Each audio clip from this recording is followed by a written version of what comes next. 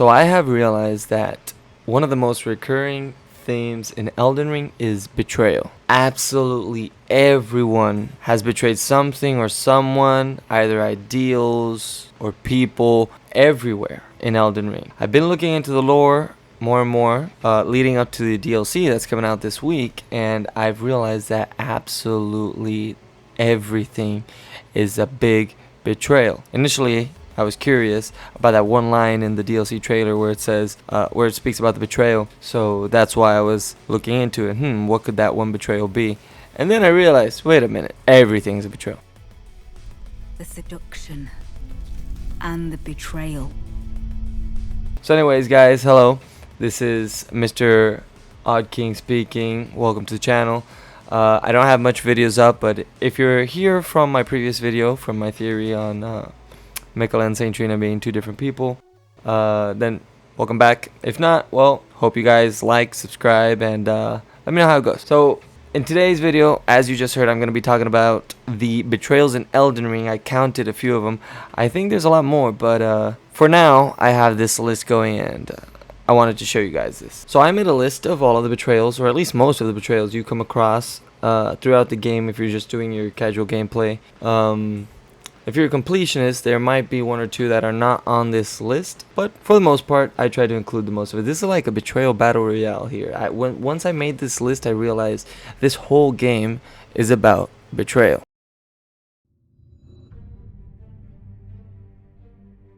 So, first on the list, Fia, our deathbed companion. So, Fia's ultimate goal is to bring about the Age of the Duskborn, which involves utilizing the Rune of Death. Her actions can be seen as betrayal to the Golden Order and those who uphold it. Of course, we know the Golden Order does not appreciate this, so let's jump right in. So moving on with the list, we have Ranni the Witch. Ranni, her quest is to overthrow the Greater Will and the Golden Order. That can definitely be considered betrayal, considering, well, she's overthrowing it, and we know how the law is in the lands between. But however, it can technically be viewed as a betrayal to her family as well, since Radagon is her father. Rennala would probably be, I don't know, proud of it, maybe. I don't know, you guys tell me. But let's move on. I'm not going to enter into too much detail about her quest line or betrayals because there's a lot more that we can expand on later on. And I feel like we're just going to be going down the rabbit hole. So, moving on. Next up on the list I have Rogier. I hope I'm saying this. I probably butchered that completely. But anyways. Rogier's secret investigation into the Knight of the Black Knives definitely betrays the Golden Order's principles as he seeks to uncover and expose the truth that the Order wishes to keep hidden. We do know at first he was a follower of the Golden Order and then kind of broke off. And honestly, this one is pretty easy to slip past. At least it did for me. At least in my first playthrough, I did his short quest. It's not much of a quest really, but it's easy to let it go over your head. So next up is Hunter of the Dead, D. So D's loyalty to the Golden Order, as we specifically hear him mention when we first meet him at the round table. I serve the Golden Order, that I might put this crooked land to rights, following only the guidance of the great Elden Ring. Those who live in death fall outside the principles of the Golden Order. Their mere existence sullies the guidance of gold, tainting its truth. And so it is the vermin must be exterminated, down to the very last. Is definitely called into question by his association with Rogier and Fia, both of whom we know have agendas that undermine the Golden Order. So when it comes to D's quest, I kind of brushed past it as well. I kind of did it accidentally, to be honest. I didn't really know where to go to fulfill his quest, and he just kept giving the riddles about death being a dangerous thing to play with and whatnot. So I kind of did it by accident, to be honest. I just played the game through, and then when I went to the Deep Root Depths, I'm like, oh, this is where part of his quest continues. I may have skipped a few steps, honestly, I don't know. So let's move on. Moving on, I have Gideon Offner. Needless to say what his betrayal is, to be honest. But I'm gonna do it anyway. So Gideon's relentless pursuit of knowledge and power leads him to betray allies such as Nepheli Lu, which we see happen, and ultimately turn against the player, which is ourselves. Of course, this is when he identifies that we have become a threat to his goals, which honestly makes him look even worse. Very power greedy, to be honest. But I don't need to explain further, his betrayal. But however, the game, I feel, is pretty blunt about his betrayal. It seems subtle on your first playthrough, but when you replay the game, you notice the signs, you notice what he's telling you, you notice that it says he apparently follows you, he kind of like spies on you, and that's how he keeps tabs on you. So definitely shady person. And we find out in the end, well, not in the end, but close to the end, why he's that shady of a person. So next up we have Celavis. He very manipulative, and his nature and his plan to turn numerous NPCs that we see throughout the world into puppets definitely showcases his betrayal of trust and loyalty. Honestly, he even says we should offer it to Ranni, which is insane considering he's right there with her and is one of her underlings, to say no more. Next up on the list, I have Patches. I don't know. I didn't know at first if to add Patches to this list. We know Patches is present in countless Souls games. However, I wanted to anyways. So, true to his character in every Souls game in the series, Patches, betrays the player by ambushing us and then, pushing us off the cliff. Like, always, really. Moving on. I have Tanith. So, Tanith's unwavering support for her husband, Rykard, who seeks to consume the gods and defy the greater will, is monumental. Her betrayal there towards the greater will, at least, or maybe not betrayal, because we do know she is from a distant land. She's not really from the lands between, so I guess she doesn't have to submit to the Golden Order. But nevertheless, Rykard is the blasphemous. So in a way, it is a betrayal to the Golden Order anyways. But yeah, to be honest, that's all I have for Tanith. I don't really have much. But mentioning characters from the Volcano Manor, I have Bernal in next on the list. So initially he appears as an ally, and he later turns on the player in crumbling a Farum Azula, if the player progresses far enough, of course. But in a way, I guess it does make sense, stemming from Volcano Manor's logic, as the strongest is who makes it and whatnot. Then I suppose it's more of a competitive type thing, and it's kind of understandable that he betrays us. But still, nonetheless, it's a betrayal on my watch. So moving on. So the next person on my list, of course, has a whole category to themselves. And yes, you named it, Queen Marika, the Eternal. Of course, she has a category to herself. We can definitely name plenty of betrayals off of the bat. So I have my own list here. I'm going to be giving it to you guys. You guys let me know in the comments down below. If there's anything I missed as for hers, I'm not counting anything mentioned or teased in the DLC or trailers. Only base game. So let's go and dive into it. So the first one, of course, is the shattering of the Elden Ring.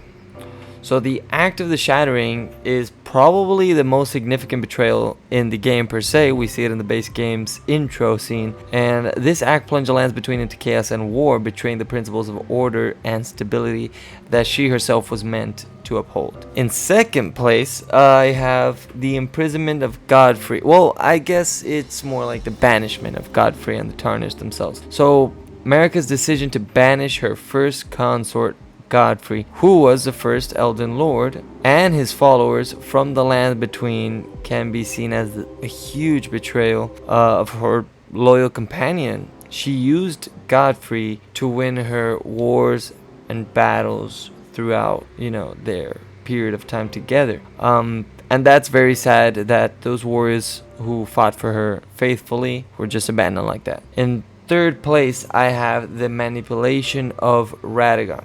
Now, I gotta tread lightly here because we don't really know per se what's going on with or between her and Radagon. We don't know if we do understand they have their own volition, but we do not know for sure if one has control over the other in any aspect, if they have any type of communication.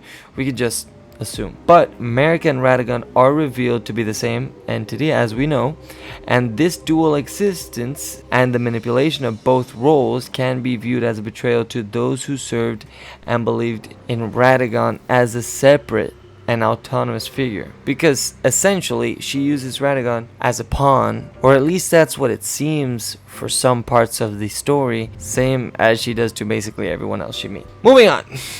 So we have the Knight of the Black Knives. Now we don't know if this is entirely her fault, we can only speculate, but it seems at least Marika has involvement, directly or indirectly, in the Knight of the Black Knives. We're a faction, as you all should know. A faction of assassins stole the Rune of Death and killed Godwyn the Golden.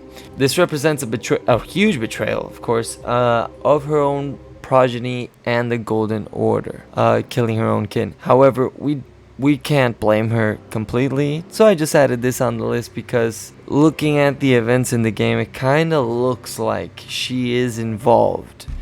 I'd say deeply, but let's just, keep it lightly here, because we're not sure. At least I'm not sure. Next up on the list, I have the imprisonment of Malekith. Now, this is a very, very sad topic. I mentioned earlier, I had Ranni on the list. Of course, I could add Blythe on the list as well, but Blythe didn't betray Ranni willingly. He kind of betrayed her because, well, she betrayed the Order, and the Order kind of retaliates against her. And since Blythe is a shadow meant to keep her in check, basically, of course, that betrayal was inevitable. Now, looking at Malekith, I feel like there's a similar situation, and we'll dive into that in a moment. But Malekith is who we know as the Black Blade, and he served Marika faithfully. At least the story tells us so.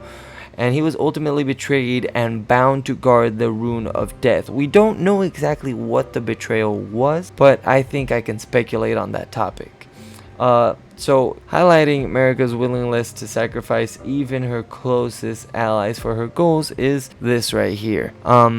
Now, again, into speculation, we could go ahead and say Marika, if she was involved in the Knight of the Black Knives, that is definitely a betrayal towards Malekith. However, Malekith is also in a state where he's sort of crazed. I wouldn't say as crazed as Blythe, but definitely he's not okay, and he's losing his sanity. So I couldn't say if that is due to Marika betraying him and tricking him in a way.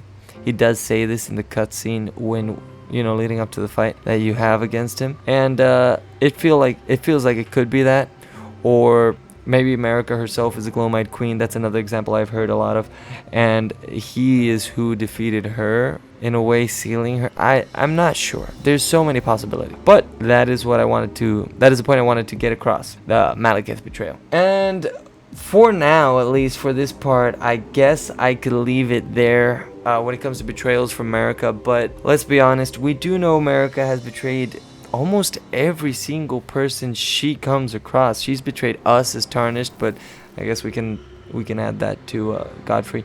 And the reason I say we can add that to Godfrey is because it is said that she banished Godfrey and the Tarnished. She stole the grace from both. So that's what I meant with that. She's betrayed her children. She's betrayed the Order. Who has she not betrayed? If she was involved in the Knight of the Black Knives, I get it. It was for maybe a greater purpose, a greater good or bad. But if she was involved with the whole Knight of the Black Knives, damn, I mean, Godwyn was her son. But anyways, that's just speculation. I do have a theory about that. I don't think she really was involved specifically in the Knight of the Black Knives, but more on that later on. Anyways, guys, I'm gonna leave this video up to here. Pretty soon, new challenges and mysteries await in the upcoming DLC, Shadow of the Erdtree. So that definitely promises to delve deeper into the lore. We're gonna uncover a bunch more secrets. What revelations will come to light, I don't know. Maybe further betrayals, or maybe explanations for the betrayals. It does say in the trailer, the betrayal. So we'll find out. So when I was recording this video, I did forget to mention two things. There's another betrayal from Dusk, I believe his name is. You meet him in Stormvale Castle. Right before going in, he gives you the option of going to the main gate, or him allegedly helping you through a side route, which was faster and safer, but became everything but that. It's actually longer, and I wouldn't say more challenging, but it's not as easy to brush past the enemies as it is if you just run through the entrance of Stormvale. So, additional to that, the betrayal is basically every time you die, not only the lies he told you, but every time you die, he will steal like 3/4 of your runes, and then you have to confront him about it. If you do so, he will apologize and whatnot, say he won't do it again, and that's basically the end of it. Then you'll see him stomping on Godric's head at the end. So, Bored you were, craven to the bone, pushing me about like that, and after all that grafting, where did that get you? Look down on me, would ya? Godric, you filthy slug. Feel it. Feel it. and for the second one, I forgot to mention that there is a dialogue from Ranni, the witch, at the beginning of the game when you meet her in the church. If you lie to her about having torrent when she asks you, she will ask you again, and after 1 or 2 tries, she will say, she'll basically say, you know what, you're smart. She'll commend you for lying in a place that is full of distrust and lies and whatsoever more obscure and negative things. So basically, she'll hand it to you for doing it. I am the witch Ranni. I'd heard tell of a tarnished hurtling about atop a spectral steed, and upon looking into the matter, the talk, I surmise, is of thee. Thou art possessed of the power, no? To call forth a spectral steed named Torrent. Trifle not with me, tarnished.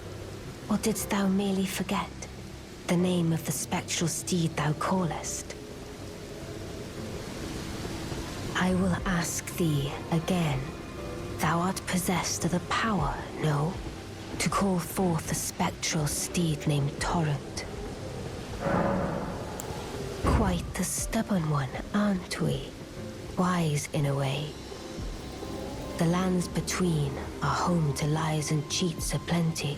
Perhaps thine ample mistrust will be to thy benefit. I shall leave this for thee, at the behest of Torrent's former master. Take it, shouldst thou overcome thy suspicion.